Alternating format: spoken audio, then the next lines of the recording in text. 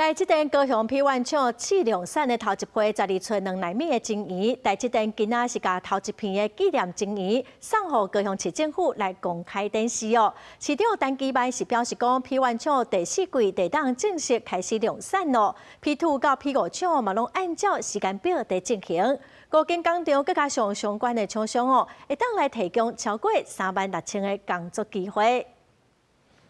这个民众当咧翕报咧图仔内底的物件。这内底正正是高雄 P1 厂今年试生产的头一批12寸2奈米的晶圆，台积电甲头一批纪念晶圆送予高雄市府公开展示，代表高雄正式加入先进制程的新时代。装机等这个进度都超前，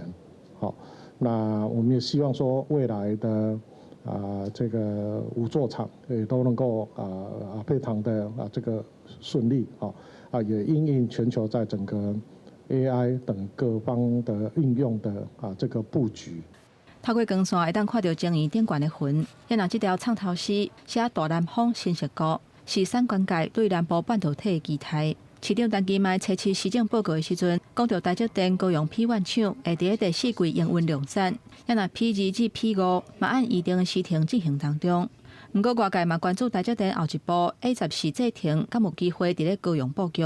高雄目前就是台积电2奈米的主要的生产基地，台中科学园区逐渐的扩大规划，这个部分就跟现在的竹科跟南科是一样的道理，好不容易把土地给摆平了，所以说未来台中我们认为会变成台积电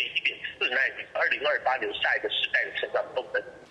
专家认为讲后续布局要是台积电讲的才有准算，就算安尼，高雄市府预估台积电伫咧高雄的5间工厂会当带来差不多7000个就业机会，也若 P1 至 P3，估计会当创造超过36000个就业机会，互高雄的城市转型会当阁踏出真大的一步。记者综合报道。